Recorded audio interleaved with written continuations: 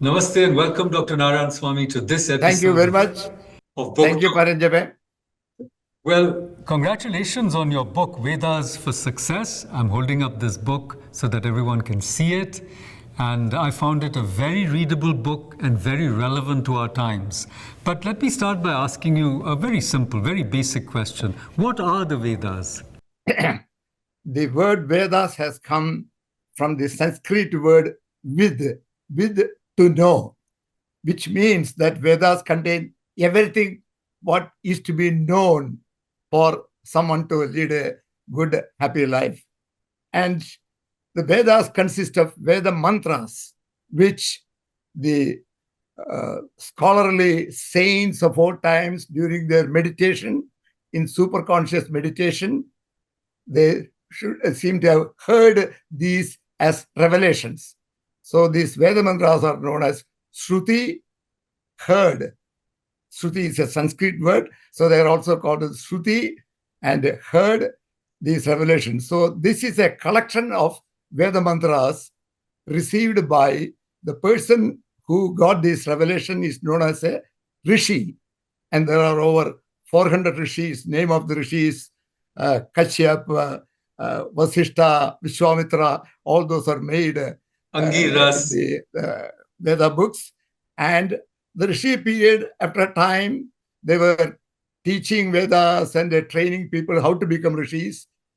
As more and more facilities aim, the interest to become Rishis stopped. So Rishi period ended. Then Veda Vyasa classified this into the available Vedas at that time into 4 Vedas known as Rig Veda, Yajur Veda, Sama Veda, and Atharva Veda. So how many verses? Excellent. 4 Vedas, and even if one does a Google search, some of these things will come up. But how many verses are there? About 28,000 verses in all? In fact, the Rig Veda has about 10,552 mantras, and it is laid out in mandala, 10 mandalas and suktas, 1,028 suktas, each sukta on an average about 10 mantras. And then there is the Yajur Veda, which is the Rig Veda is rigs.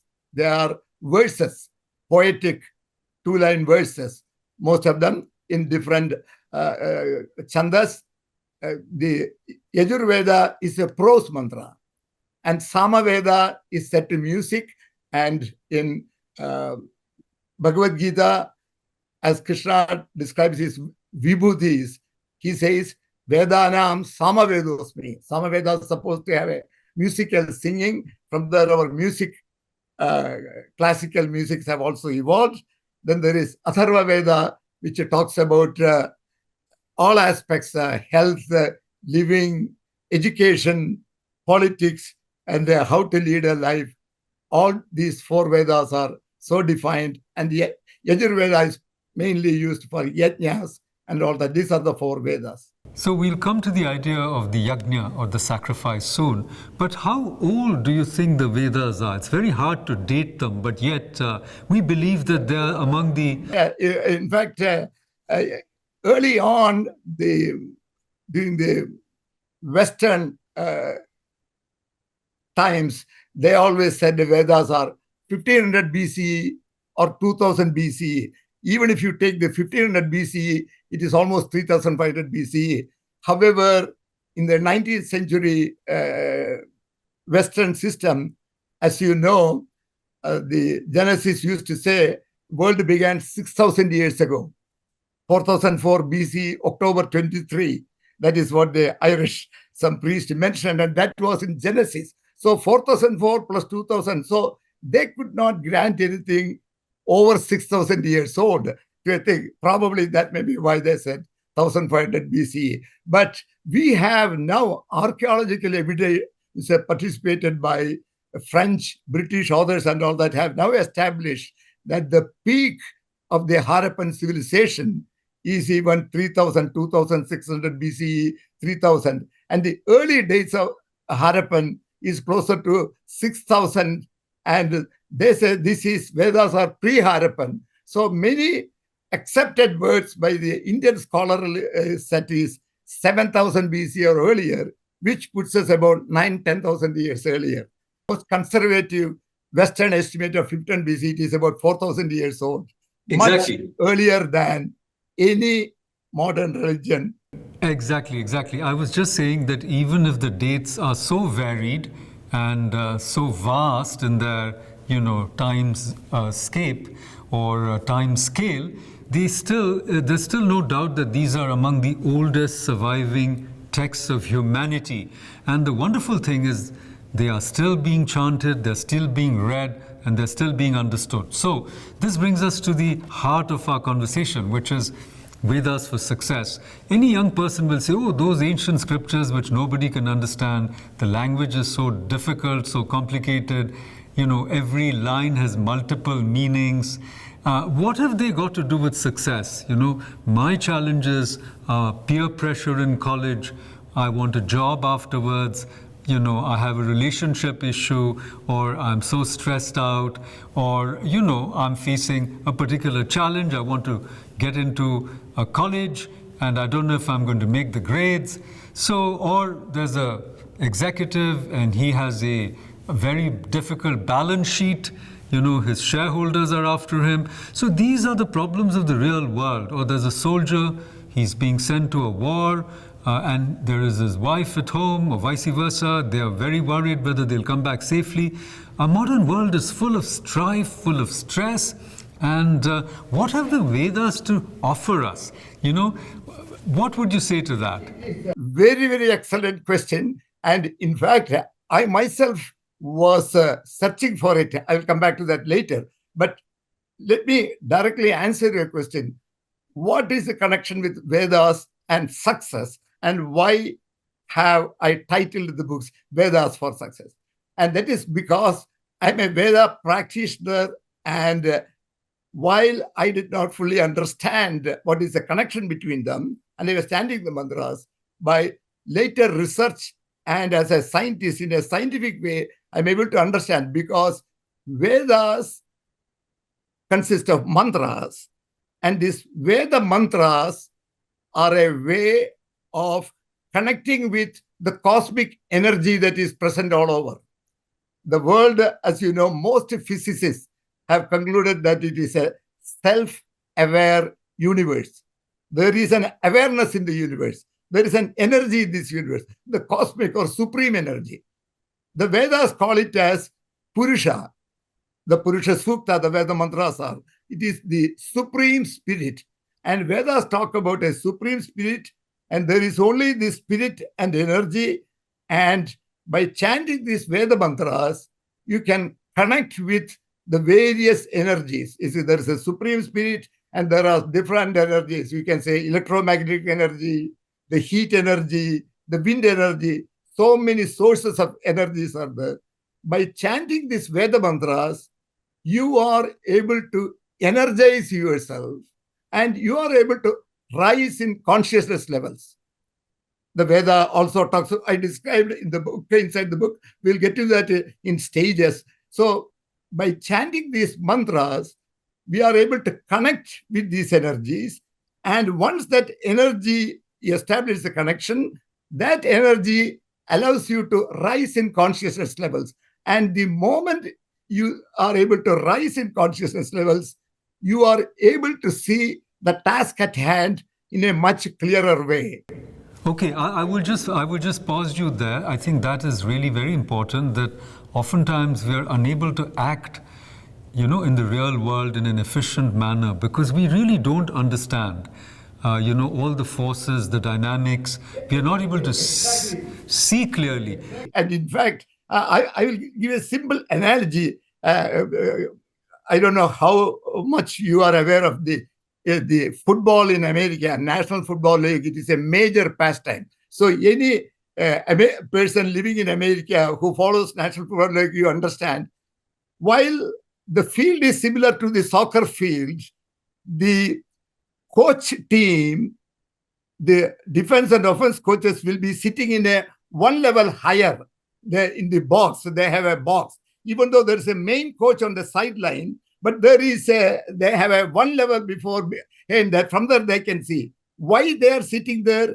they can see which side of the field. I don't understand why soccer has not implemented the same thing, because they want to pass the ball also to the field that is empty and then they can run through. In the same manner, the football team coaches are there. So everyone who knows the coaches there, they communicate the play to the coach on the sideline and then he calls the play. It is so theoretically designed, these games. We all think it is just hitting the ball and one team wins, one team scores points and all that. But they are so scientifically planning it. In the same manner, by slight higher consciousness level, if you indeed, you are able to see the task at hand much more clearly, and you are able to, with this increased energy, you are able to complete the task with higher levels of perfection.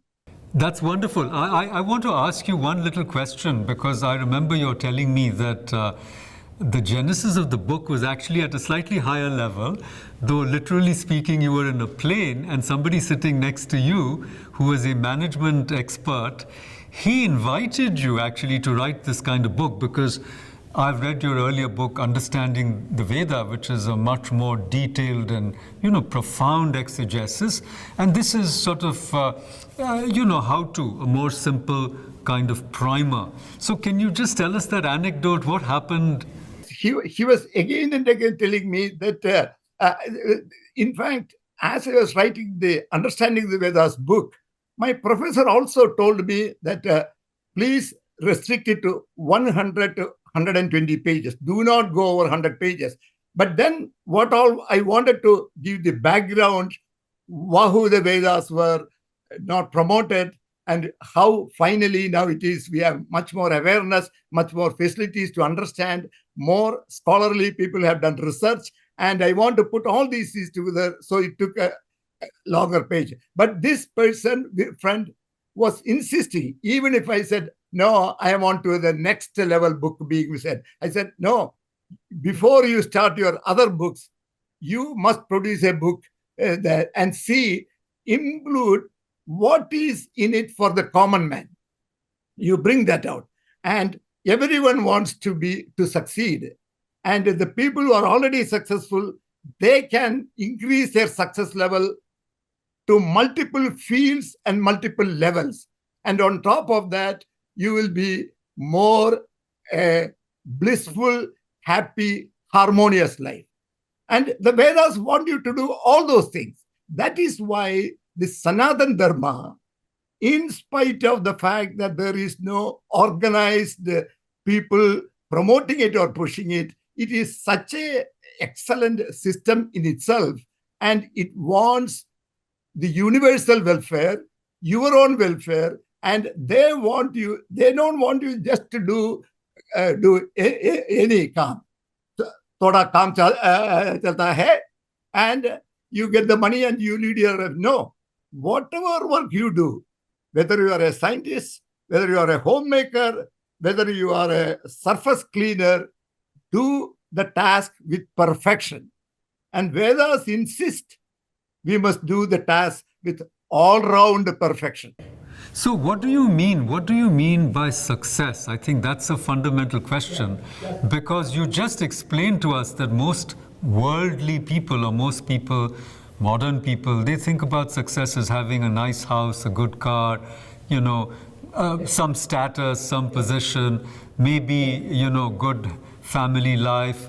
But is that all there is to human life, sir?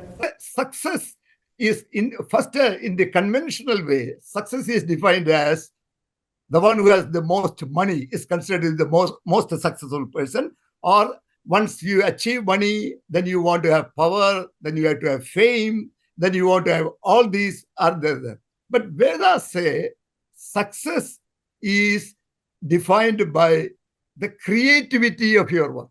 You can be creative in everything what you do, and to get to the creativity, you want to have Purna Swaraj, you want to have freedom, ideas, and all that Vedas insist you proceed in an orderly manner, and the teachings of the Veda and Veda mantras, it all depends upon connecting with these energies. And it is called a spiritualization or divinization. These words we must demystify these words. The moment we say spiritual, we are thinking of a sannyasi with a brown colored robe sitting in a corner and meditating 24 by 7. No, that is not spiritualization. Spiritualization is in our day-to-day activities, you recognize the presence of a supreme spirit. That person, that recognition, and tapping that cosmic energy to yourself, that life is known as a spiritual life. And then you pursue whatever profession you want. Then what happens is you become very calm. You see, in our Mandi, the Vedas talk about devas. Deva, again, is a Sanskrit word. It is translated as God, which is a wrong translation. Devas have come from the word div. Div means to shine. Shine, yes. To shine. So devas means power of light and truth. And the devas in the Rig Vedas are Agni, Vayu, Indra. And some people who did not fully detail understand, they thought, oh, they were all nature worshippers. Agni is fire, Vayu is wind. And Surya is sun. So they are all primitive people worshipping nature and everything they say and all that. But Vedas are much deeper. Only when you understand in a scientific basis, Vedas use them in that dual way. So if an ordinary person who does not want to fully understand that these are powers of light and truth, and Vedas also talk about dasyus. Dasyus are powers of darkness.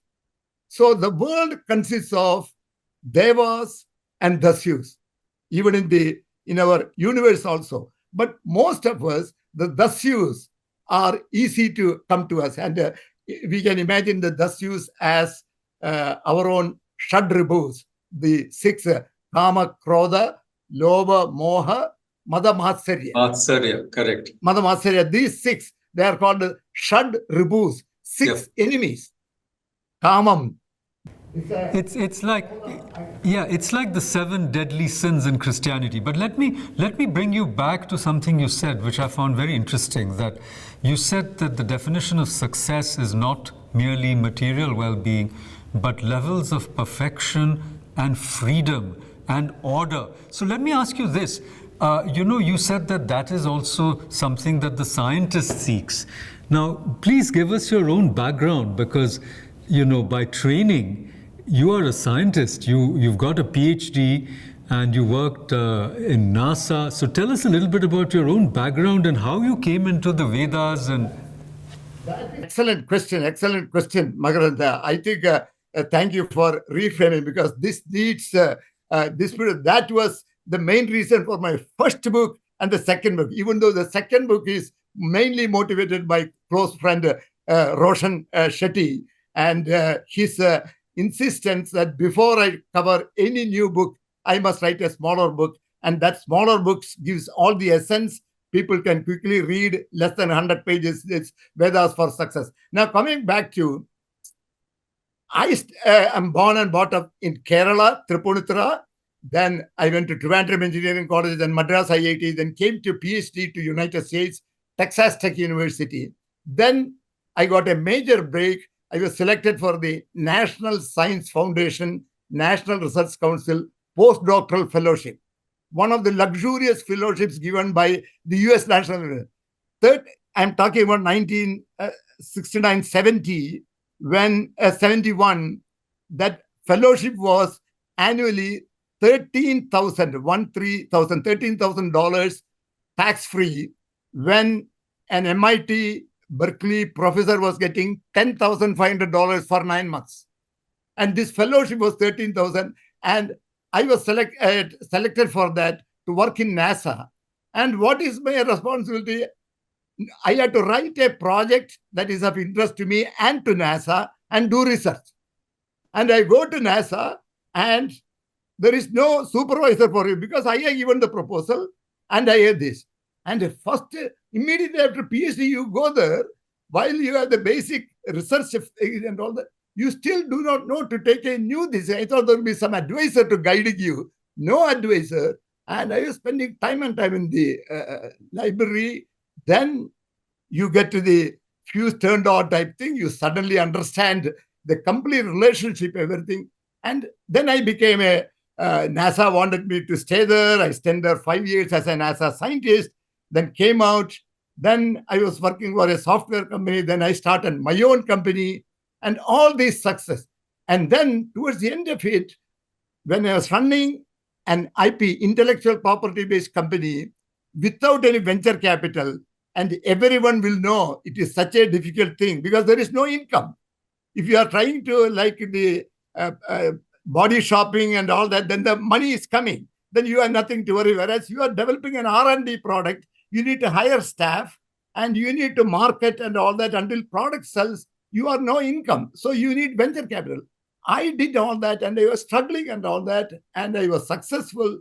Then I was saying, I think there is some power that seems to be guiding me wherever I go.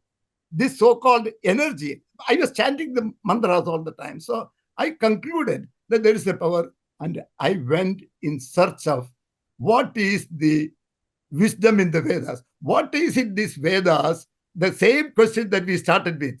Tell the ordinary people what is in the Veda that contributes to success. So I wanted to search where is this some unique power. Wherever I go, whatever hard task I had, the doors seem to open. I don't even know when my next income will come to pay my salary. I had a 35 people's salary. My monthly salary and overhead was about $300,000, $400,000. And with no, usually 6 months to 1 year salary must be in the bank to run an IP company. But on a hand-to-mouth existence. So I wanted to understand this. And then I stopped my teaching. First I said, no, I have to teach this Vedas to a few of my friends. 4 years I taught them. Then I said, I want to completely put a stop. And I was in search for the next 4 years. I thought he's a Veda expert. I will go and ask him. They will start explaining Veda. No, I don't want that. I know all that thing. I know Sanskrit. I know the meaning of the mantra. But I'm not able to see where is the wisdom, why does it? Then there is another scientific professor who did his PhD in Harvard. Is almost my contemporary, but a few years senior to me. Did his PhD in Harvard. Then he was a tenured professor at Purdue. And in engineering, that too in engineering and computer science. Here I'm a structural mechanics, mechanical engineering, and NASA. I'm a NASA scientist. He's a tenured professor, I think. So our background, everything is the same, and he's a very brilliant intellectual. In fact, I have to rate him as a much higher intellectual than many Indians who have come to the United States. He has produced 50 PhDs, produced 250 master's degree theses, and he's such an accomplished man. He was the one for the machine design. They started so many things in electrical engineering, tremendous awards as a professor, as a student. He went back and translated all the Veda mantras. And he was in Bangalore, and I had a company in Bangalore, and I go there. In fact, I purchased one of his books from a Vedanta book house in Chamarajpet in Bangalore. Still, I saw his name and address. He is in Jayanagar, Bangalore, but I didn't have the courage to go and ask him and all that. Then 3 or 4 years later, my friends, we started a DCF, Dharma Civilization Foundation, and Manohar Shinde asked me, why don't you meet this Professor Kashyap? We want to get some direction. So even that meeting, while I am searching for that, and I could have found it 3 or 4 years ago when I purchased his book, if I had gone there, I didn't do that. And I went to ask based on Manohar Shinde's suggestion, I went to see him. And after finishing the main business, I asked him, can you explain where is the wisdom? Then he showed that there is a spiritual and psychological way these mantras must be interpreted. That was lacking, and that was done by early 20th century, in 1914, by the great Sri Aurobindo. missionary and yogic expert Sri Aurobindo. So Sri Aurobindo in the 1914-16, he wrote 24 articles in his own magazine, Yeah, which of course Dr. Parikshit Singh, CEO of your company, is a great follower of Aurobindo, and I have listened to some of his talks. Please convey my appreciation to Dr.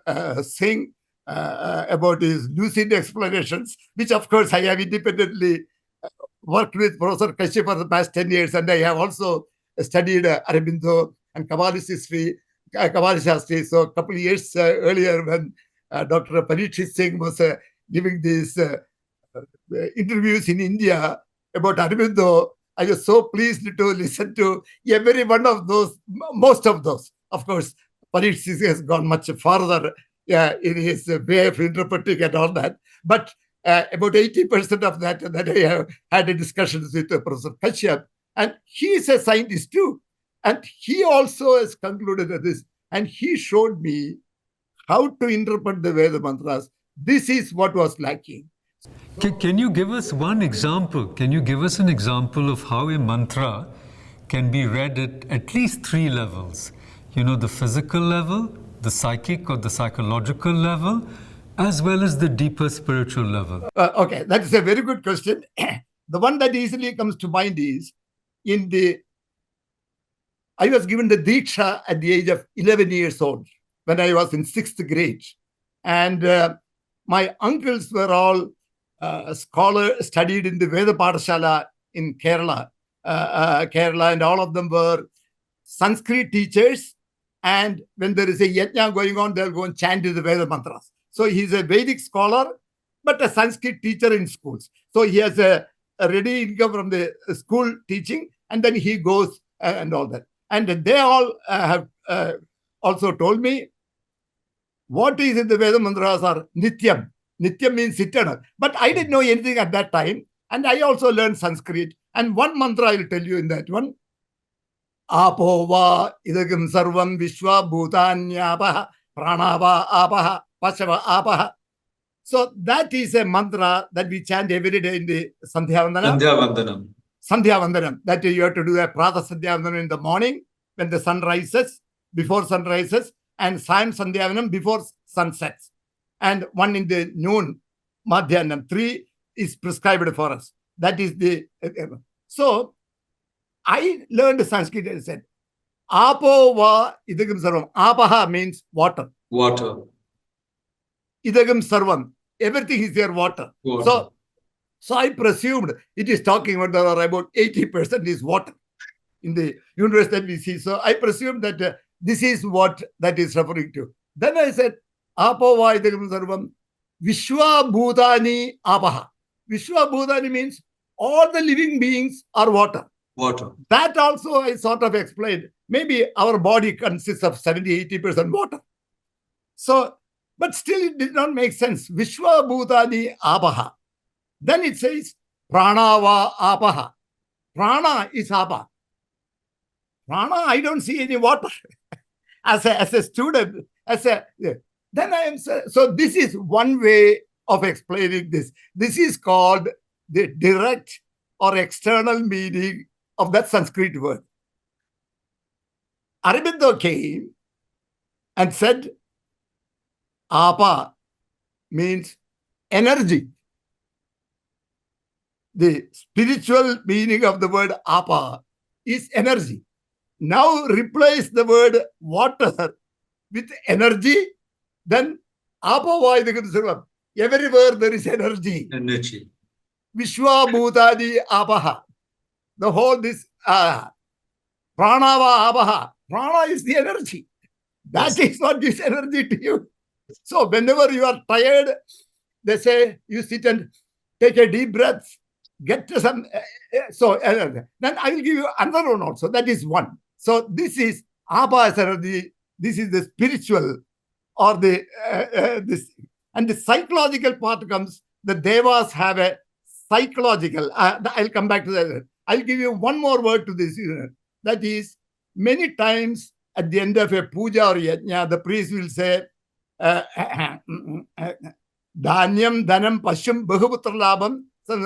Go is Go, called Brahmana, go, go. means cattle, the four-legged animal. That is the direct translation.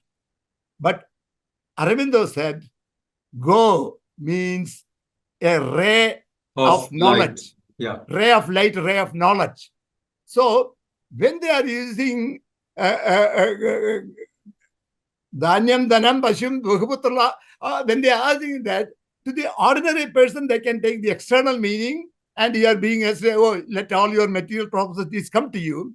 But they say, go brahmane shubhamatyam. Go. So what people have read is, go brahmanebhyo shubhamatyu nityam, that is said in all of them. So what they say, oh, this Brahmins and the cows must be shubham. They are only wishing prosperity. But no, what that says is, let the knowledge. India is a knowledge society. Let everyone be knowledgeable. You see, there is you as a scholar in so many words, you know that in the 4 or 5 countries of the old civilization, one of them was might, another one was money, and India is known as the knowledge society. So this go, ray of knowledge, that is the spiritual meaning. Then Brahmana is one who follows Brahman. Brahma means Veda mantras and that supreme spirit. That is the Brahmana. Even though the caste who are the bright people have to preserve the Brahmins, and you have to teach and education who have the, like in a class of 100, the top 10% or 15% may be sharper than the rest of them, right? You have already ordered. So that people will take a teaching profession. That is all what that meant. So Brahmana means one who pursues the knowledge and this one. So go brahmanebhya shubhamastu nityam. Let there be shubham and prosperity for the knowledge society and for those who pursue knowledge. But if you want to read it to ordinary person, oh, in those days your assets are noted not by the bank balance. There was no bank balance or money, but you don't know how many cows or horses that you have and how many fields that you have. That is how so you can edit it. So he is wishing me to have large number of cows. That means cow is a source of income to you, and it gives you a lot of products for your household manure and as a fuel, drying the cake and all those things. So people can look at the direct external meaning and they concluded that this is all what Veda says. And the spiritual and psychological meanings were missing. So all these are explained in my books, so people will understand why they did not. And then this. And then when Professor Kashyap explained it very briefly, then I had that aha moment. He did not have to teach me much because I have been searching and searching. Where is the wisdom? Then I said, from that time onwards, from the 6th grade onwards, until about 10 years ago, I have an apava. Apa means water. Apava idagam sarvam vishwabhudanyabaha.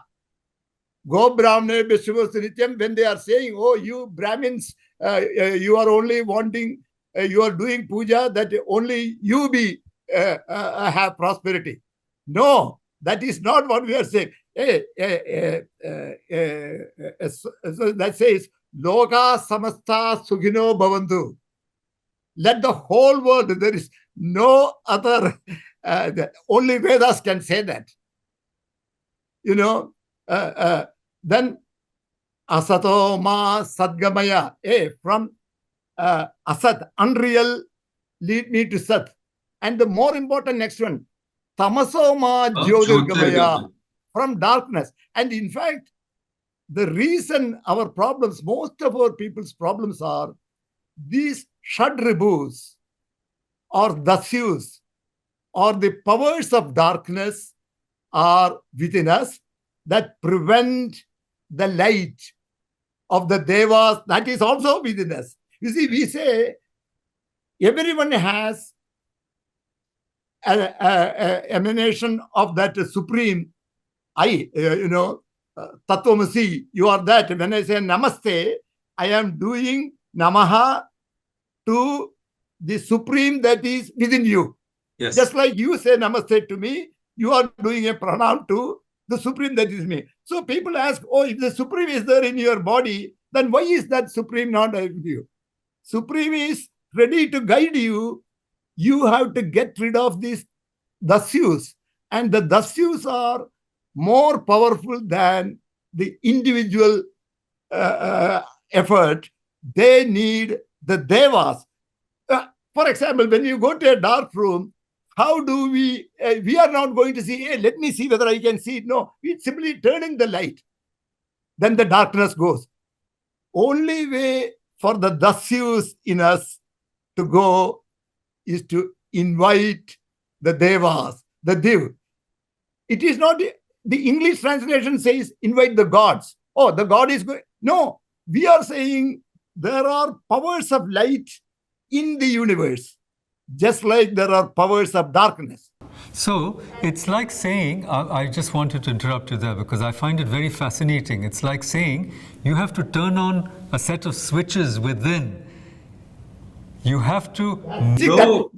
So that exactly that's turning on the switch is what we say is you chant Om Namah Shivaya, Om Namo Narayanaya. Simply chant these, then the devas will hear that, devas will come. And the other thing we have to know about this devas is that the moment you call, that energy has to come, that switch will be turned on and your tamas will go. We are not saying a person called Shiva sitting in some temple is going to come to you. No, that is again a wrong way these things have been taught. All because of that Deva being, because not much people have learned Sanskrit. So even the saying that Devas are not correctly translated into English when they're translated as gods, Devas are powers of light. Many people may not even know the difference in what I said. Yes. There is a tremendous difference between Devas are non-physical beings, they are energy. As opposed to saying that your Shiva or, you see, please do not understand, a 5-year-old or a 7-year-old, when we teach them, you have to say, to instill in the child, there is a supreme, you have to go through him the direct, simple way that, we let to tell him, hey, there is a nearby temple near our house, you go and worship the Shiva. There is nothing wrong in that one. We are not misleading him. But that, what we taught as, what we learned as a 5-year-old should not be used when you are 50 years old. When your intelligence is broadened, then you need to ask, rather than saying that you have been taught wrongly, say, no, there must be something more. So then you can understand.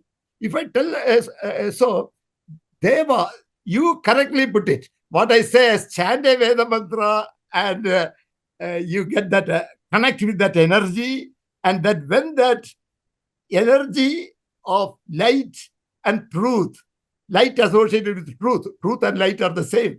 Deva, shine means power of light, power of truth. When they come, just like any room at night that was dark, we turn on the switch. That switch is what is happening, and you are getting that energy. And if you make this as a habit, by every day after your sometime being spiritual, recognize the presence of these energies, recognize the presence of these devas, and you connect with that, the dasyus within you will disappear. And as the dasyus disappear, and in fact, you also know you are a Vedantin, and I will, while discussing with Veda, I do not want to bring in Vedanta, because that Vedanta decide we can have another talk, because I want that also to be explained to the people. But the self-realization, people say that the more intellectuals know, we are not, this is Vedas or karmas and rituals. There is a sort of a little bit of a negative branding or a less than a positive way of referring to Vedanta may be doing it, saying that self-realization is the ultimate, whatever. I'm neither a self-realized person nor a this thing. I'm an ordinary person, but I want to, based on my experience and the success and the connection with Veda and the ability to get the energy, I want to share that. That is the only purpose for me to teach Veda and write books on the Veda. So the Vedanta, what it says, also says in the self-realization, when the all the impurities are removed, the self reveals itself. That is the ultimate of the self-realization. So what does that mean? Vedanta has not come from anywhere. Vedanta has come only from Veda. Veda saying that invite the devas by chanting the Veda mantras, by connecting with these energies. When they come, the darkness has to go. So if you continuously do, I'm not claiming I have a line with them and all that, but what I mean is I learned it as a practice, and all because my uncles, they were all trained, and they told me immediately after I got Diksha, my mother is their sister. Our sister tells us that you are very bright, you will become a great scholar or things. You are number one in your school, in your class and all that. But let uncle tell you this. However great person you become, the moment you are not continuing your Nitya Karma, I don't even know what is Nitya Karma. I took it as daily, but Nityam is eternal. He means it in the sense this is eternal. You can connect with the energy, you stay connected with the energy eternally. That is what he means by saying the Nitya. But as a 6-year-old, I didn't. The moment you stop this, my blessing, my ashirwad, for you will reduce. You are another successful person. I will not take pride to say he's my nephew. That is what my uncle told me. So that is very moving. That is very beautiful. We are almost at the end of our conversation. I wanted to ask you a broader question about the future of humanity now, because a lot of our conversation has focused on the individual. You know, both the success of the individual and the obstacles to the individual's success, you know, the dasyus and the shadaripus, as well as the switches, these, ahavana, you invoke the deities, you invoke the energies to guide you, actually to realize your own potential, because as you said, the self is self-shining, it doesn't come from outside. Now, what about the more collective effort? Humanity itself seems to be at a crossroads, and even AI, which is being programmed partly through pattern recognition, which Professor R.L. Kashyap pioneered, we see that AI is only our own child. So if you program it in terms of the dasyus, which are all over, kama, krodha, mada, matsarya, and so on, moha, then we are going to create a very, I would say, very dark and conflict-ridden future for not just humanity, but for planetary existence itself, which is so contrary to the Vedic way. In fact, I say that this Sanatan Dharma, this Dharma and Sanatan Dharma, that is the current book that I am writing. I want to bring that book out also, and we can discuss. But the Bharatiya civilization, first, in response to your question, I would like to say, if I had to suggest a couple of steps, Bharata was world leader 10 centuries ago. It is a civilizational state. That is the only civilizational state that is remaining. We have heard about the Mesopotamian civilization. We have heard about what is the Egyptian civilization. the Roman civilization. Egypt. All of them civilizations have gone. The only civilization, and that may be why there is a increased attack on anything Bharat does and Bharatiya does. But at the same time, Bharata has a role of teacher to the fellow citizens, and that must start first. You have to do anything. Charity begins at home. We have to start at home, and it is very, very necessary that the Sanatana Dharma followers, also known as Hindus, must understand the Vedas. That is the most surprising part of it.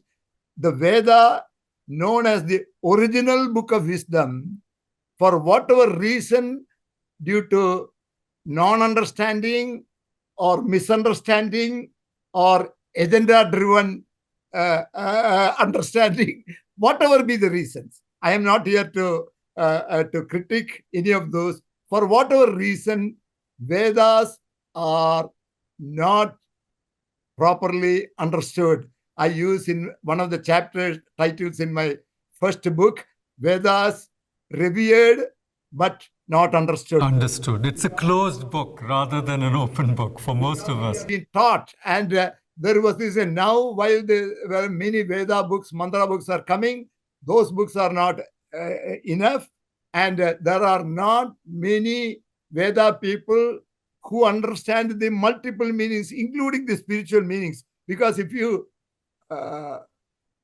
look at it, Aurobindo's work is only 1940, it's only 100 years. 100 years What old, in yes. 10 centuries, we are talking about 10,000 years. What is 100 years?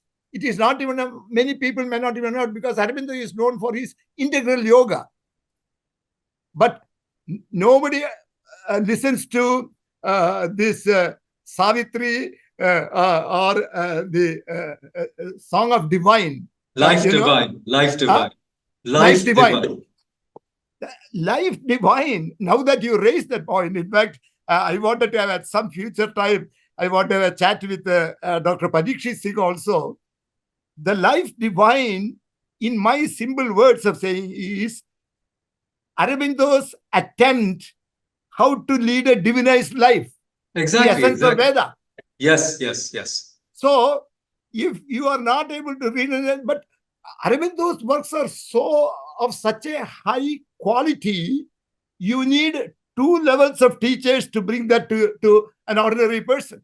It is okay for Padikshit Singh or Paranjape or Kashyap or me or few of us who have spent so many years reading his works. But not everybody can get a book of Aurobindo and read a Life Divine or Savitri and understand this. So we have, of course, we have Vivekananda, Ramakrishna Paramasa. We are so great. But for whatever reason, all these have to, in fact, again, without that has to be a discussion for another time. But to answer your question, we, the Hindus, have a tremendous role. Charity begins at home in the same way. The learning has to begin at home. And all Hindus have to understand Vedas. That is the original book of wisdom. And once you understand the Veda, the Vedanta, the yoga, all those things that just come out of the Veda becomes easy.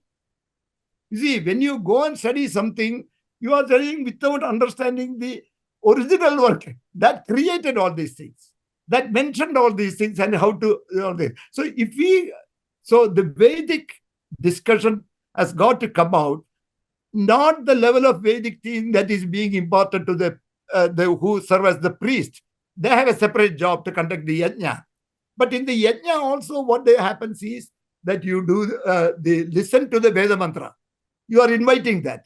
Let the priest come and do the yajna, but don't get into a conversation of some politics and but listen to what the priest is doing, watch that and hear that mantras.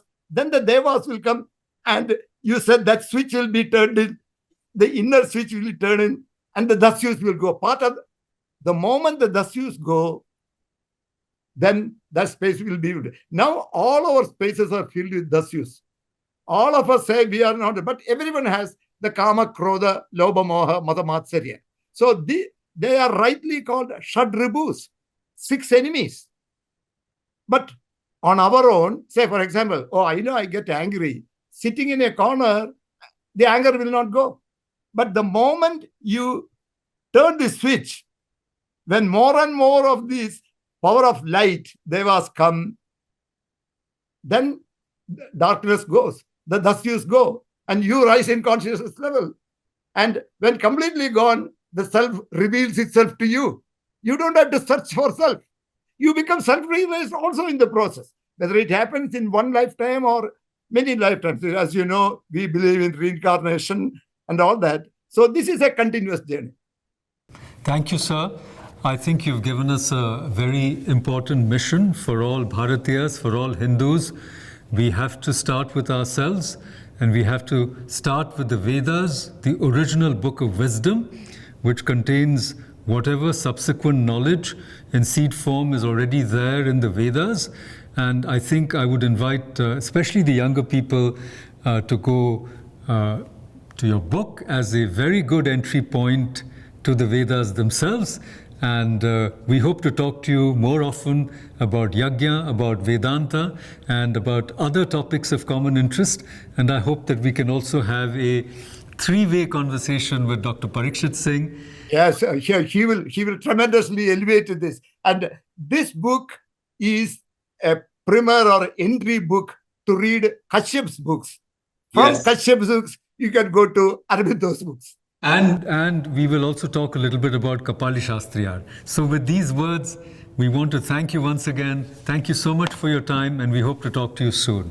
Thank you, sir. Thank you much, Makarand. You are very kind and very considerate, and you very properly navigated the discussion to convey the essence from my books. Thank you very much for your role in this one.